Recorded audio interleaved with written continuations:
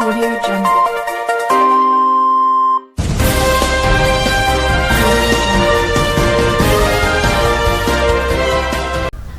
नमस्कार, स्वागत है आप सब उन लोगों का हमें टीवी रिपोर्टिंग टाइम टीवी में, जो कि यूट्यूब दगड़ी हम आप संग जुड़ रहे हैं। आज हम संग एक खास मेहमान छन उत्तराखंड गढ़वाल बैठे अस्मिता बड़ोनी। आप स्वागत है हमारे प्रोग्राम में।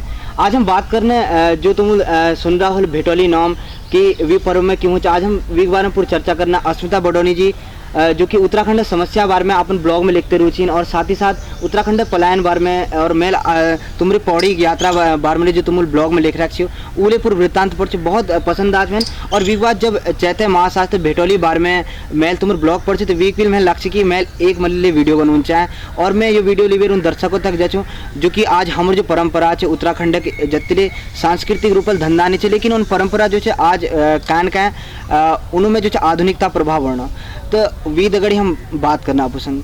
तो दोस्तों स्वागत है आपका हमारे खास कार्यक्रम वार्ता में। आज हम बात करेंगे उत्तराखंड की ऐसी परंपरा के बारे में जो कि वर्षों से चली आ रही है। इस परंपरा का नाम है भेटोली। भेटोली जो कि उत्तराखंड में महिलाओं को समर्पित एक विशिष्ट परंपरा है। भेटोली का शाब्दिक अर्थ है भेंट करना या मुलाकात करना। प्रत्येक विवाहित लड़की के मायके वाले भाई, माता पिता या अन्य परिजन चैत्र के महीने में उसके ससुराल मुलाकात करने जाते हैं। इस अवसर पर वह अपनी लड़की के लिए घर पर बने व्यंजन जैसे कि खजूर जौ की आटे, दूध, घी व चीनी का मिश्रण है जिसे तेल में पकाकर तैयार किया जाता है। इसके साथ खीर, मिठाई, फल तथा वस्त्र आदि लेकर जाते हैं। इस वार्षिक सौगात के उपहार स्वरूप दी जाने वाली वस्तुओं के साथ उससे जुड़ी कई शुभकामनाएं, आशीर्वाद और ढेर सारा प्यार दुलार विवाहिता तक पहुंच जाता है। पहले तो अस्मिता जी आप ये बताइए कि भेटोली क्या है। भेटोली अगर देखा जाए शाब्दिक अर्थों में तो भेटोली का अर्थ होता है भेंट। भेंट से शब्द निकला है, भेंट अर्थात तोहफा और भेटोली अर्थात तोहफे में दी जाने वाली वस्तुएं। और उत्तराखंड में अगर भेटोली की बात की जाए तो ये मायके से दिए जाने वाला तोहफा है। ये तोहफा है उन बेटियों के लिए जो शादी के बाद अपने ससुराल चली गई हैं, अपने मायके की ओर से ही उनके लिए एक तोहफा है छोटा सा। कितना बड़ा महत्व रख रहा है क्योंकि उत्तराखंड जो है वो लोक पर्व और लोक संस्कृतियों के नाम से धंधा नहीं माना जाता है, तो कितना अलग है अन्य पर्वों से और कितना बड़ा महत्व रखता है। भेटोली उत्तराखंड में चैत्र मास में एक ऐसा पर्व है जिसकी बहुत महत्ता है। अगर आप इतिहास के पन्नों में भी देखें तो भेटोली के बारे में आपको बहुत जगह जिक्र मिल जाएगा। अस्मिता जी उत्तराखंड की संस्कृति में भेटोली का महत्व कितना है। भेटोली पौराणिक समय में देखा जाए तो भेटोली का महत्व उस समय ज़्यादा था क्योंकि पहले जो संचार के साधन हमारे पास नहीं होते थे, हमारे पास आने जाने के साधन नहीं होते थे, तो उस समय में क्या होता था कि बेटी अगर एक बार विदा हो गई तो उसके बाद मुश्किल ही होता था कि मायके वाले मिलने जाएं या वो वापस आए अपने मायके कभी मिलने के लिए। तो उस समय में क्या होता था कि लोग मिलने के लिए कभी विशेष त्यौहार हो गया तो उस समय जाते थे। तो ऐसे ही पौराणिक कुछ कथाएं जुड़ी हुई हैं जो हमें बताती हैं कि भेटोली क्यों मनाई जाती है और उसका क्या महत्व है।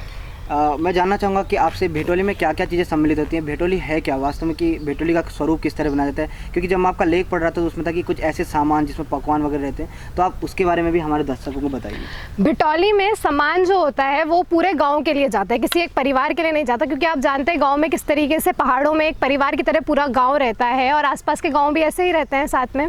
तो एक तरीके से भेटोली सिर्फ एक बेटी के नाम के नहीं दे के जाते, जो भी मायके से भेटोली जाती है वो पूरे गाँव के लिए दी जाती है। उसमें आपके स्वाले, भूड़े, जो भी ये मीठे पकवान जितने होते हैं वो सब बनते हैं, पूड़ी वगैरह बहुत कुछ सामान जाता है, दून कंडे भर के जाते हैं जिसे कहते हैं एक तरीके से।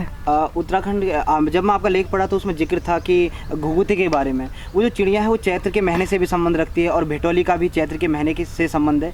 तो ये चैत्र का महीना किस प्रकार से आप देखते हैं उत्तराखंड के लिए महत्वपूर्ण है।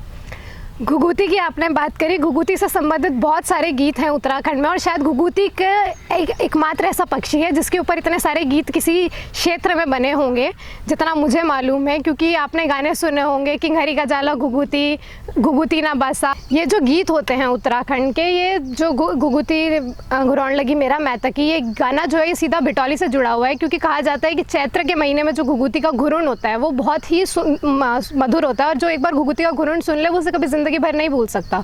और घुघुती सीधा जुड़ी हुई है हमारी भेटोली की परंपरा से, उसकी कथा से। और शायद ही मतलब ऐसा कुछ होगा कि जो संदेश वाहक के रूप में हर जगह ही उत्तराखंड में से जाना जाता है एक तरीके से घुघुती को। अच्छा मुझे आप बताइए कि इसके पीछे कौन सी कहानी जुड़ी है, जिसमें घुघुती का भी जिक्र है जिस कहानी में कि जो भी पक्षियों के स्वरूप है वो माना जाता है कि किसी न किसी रूप में वो निकल के आते हैं और उनसे जुड़ी ये कहानियाँ हैं। तो भटोली की जो कहानियाँ उसके बारे में आप हमारे दर्शकों को बताइए। भटोली की कहानी की बात अगर हम करें तो जो पौराणिक लोग, हम जो पुराने लोग हैं वो हमें जो कथाएं सुनाते हैं, उस कथाओं में एक कथा जो सबसे ज़्यादा प्रचलित है, एक भाई अपनी बहन से मिले हुए उसे वर्षों हो गए थे, तो उसने माँ से कहा मैं उससे मिलने जाना चाहता हूँ। तो माँ ने उसको बहुत सारा सामान अपनी बेटी के लिए बना के भेजा, जिसमें पूड़ी स्वाले बूढ़े मिठाइयाँ और भी कपड़े वगैरह बहुत कुछ भेजा। तो वो उसे लेके गया और उसे माँ ने सख्त निर्देश दिए कि रात को वहाँ मत रुकना और जल्दी समय से आ जाना, क्योंकि जंगली जानवरों का कहर बहुत ज़्यादा आप जानते हैं कैसा है। तो जब वो वहाँ गया तो उसने देखा उसकी बहन सो रखी है, तो उसने बहन को उठाया नहीं, उसने कहा बहन आराम कर रही है, थोड़ी देर बाद उठ जाएगी। तो जब वो वहाँ बहुत समय गुजर गया, उसकी बहन नहीं उठी, तो उसके बाद उसने वहाँ अपनी बहन के जो चरियो पड़ा था, मंगलसूत्र जिसे कहते हैं, वो उल्टा था, उसने उसे सीधा करा और वो वहाँ से चला गया सामान रख के। उसकी बहन उठी, उसने देखा कि मेरे गले का चरियो कैसे सीधा हो रखा है, कोई आया था क्या? तो उसने अगल बगल में जाके पता करा तो पड़ोसियों ने बताया कि भाई आया था तुम्हारा। तो उसे इतना ज़्यादा बुरा लगा कि मेरा भाई घर आया ना और वो भूखा चला गया, मैं उससे मिली भी नहीं। तो कहा जाता है कि एक कुमाऊनी में प्रचलित शब्द है, भय ओलो मैं सुती, भय भूखो गए मैं सुती। तो वो ये कहते कहते उसने अपने प्राण वहीं पे जो उनका गुठियार था वहाँ पे उसने अपने प्राण त्याग दिए। तो ये भय आलो, इसका अर्थ ये है कि भाई आया मैं सो रखी थी, भाई भूखा गया मैं सो रखी थी। और कहा जाता है कि इसके बाद वो घुघुती बन गई, क्योंकि घुघुती में जैसे मंगलसूत्र में मोती पिरोए रहते हैं, वैसे उसके गले में मोती आपको देखने को मिलेंगे। और उसका जो घुघुती का घुरुन होता है, उस घुरुन में वो बोलती है भय ओलो मैं सुती। इस तरीके से घुघुती बसूती भय ओलो मैं सुती ये माना जाता है, उसमें कहा जाता है। इसलिए घुघुती को माना जाता है हमारे भटोली पर्व से बहुत क्लोज इसका संबंध माना जाता है। तो ये कह सकते हैं कि उत्तराखंड वासियों की सरलता और सहजता भी है प्रकृति से जुड़ने के लिए कि किस प्रकार से उन्होंने कहानियों के माध्यम से प्रकृति से जुड़े। अगला सवाल ये है कि अगर क्या इसे सिर्फ चैत्र मास में ही दिया जाता है या अन्य मासों में भी इस भटोली को दे सकते हैं? ये सवाल चैत्र मास भटोली जो है वो चैत्र मास में दी जाती है, लेकिन जो जिनका पहला वर्ष होता है, जिन नवविवाहिताओं को, उनको ये भटोली फागुन मास में दी जाती है। इसके पीछे की भी मान्यता ये है कि चैत्र मास जो होता है वो काला दिन की तरह माना जाता है नवविवाहिताओं के लिए। तो उस समय वो अपने ससुराल में नहीं रुकती, अपने पति का चेहरा नहीं देखती हैं, तो उस समय वो अक्सर अपने मायके में रहती है। तो मायके में रहकर भटोली क्या, तो इसलिए वो भटोली जो होती है उनकी फागुन मास में ही दे दी जाती है। और भटोली जो होती है वो सिर्फ ये नहीं होता कि एक घर में, जैसे मैंने बोला, वो पूरे गाँव में जाती है। तो वो जी हाँ, इसमें भी कहीं ना कहीं अंतर दिखता है कि जो आपने परंपरा बताई है हर जगह के हिसाब से अलग अलग है। कहीं काला मैना भादों को भी मानते हैं, तो ये अलग अलग जगह के हिसाब से अलग अलग उनकी संस्कृति उत्तराखंड में भी दिखती है। अगला सवाल कि आधुनिक जब समय पे भटोली कितने रूप से प्रभावित हुए, क्योंकि आधुनिक समय है, लोग उत्तराखंड से पलायन कर रहे हैं, तो कितने हद तक आप मानते हैं कि भटोली प्रभावित हुई है? भटोली देखिए, लोक पर्व जो भी हैं, हर कोई लोक पर्व से प्रभावित हुआ है। आपने पांडवास का वो गीत फूलदेई का सुना होगा कि किस तरीके से वो आता है घर पे और सारे किवाड़ जो होते हैं घर के वो बंद मिलते हैं। इसी तरीके से हर लोक परंपरा का हाल यही है आज उत्तराखंड में। आज आवश्यकता है कि हम इन लोक परंपराओं को फिर से जीवित करें। आप देख सकते हैं कि भटोली में आज इतना बदल गया है कि आज भटोली में सिर्फ बोलते हैं कि आप पैसे ले लीजिए और जितना सामान मैं आपको पैसे ट्रांसफ़र कर दूँगी। और पैसे ट्रांसफ़र करना आज आप जानते हैं कितना आसान हो गया, मैं आपको पैसे ट्रांसफ़र कर दूँगी और आप सामान खरीद लीजिएगा। तो इस तरीके से जब परंपराएं जो होती है, जब उन्हें उस तरीके से निर्वाह नहीं किया जाता तो वो काफ़ी बदल जाती हैं। और आज हमें इन परंपराओं को दोबारा से जीवित करना है, क्योंकि आप जानते हैं किसी भी राष्ट्र की, किसी भी क्षेत्र की परंपराएं ही उसका अस्तित्व बना के रखती हैं। मतलब यही कि आधुनिकता का भी पूर्ण रूप से प्रभाव है कि आज लोग पैसे तक इस भटोली को रख रहे हैं, जो कि कभी प्रेम और मधुरता का संबंध था, लेकिन अभी भी कुछ लोग हैं जो इसको जीवित बनाए हुए हैं। आज आवश्यकता है कि आप अपने बच्चों को और आने वाली पीढ़ी को भटोली से ज़रूर अवगत कराएं। इसको सिर्फ पैसे से ना आ करके जो प्रेम भाई और बहन के बीच रहता था, मायके और ससुराल के बीच जो संबंध रहते थे, उनको सुधारने भी भटोली अपना एक अहम योगदान दे सकती है। अस्मिता बडोनी जी, आपने इतनी अहम जानकारी हम तक और हमारे दर्शकों तक पहुंचाई, इसके लिए आपका बहुत बहुत धन्यवाद।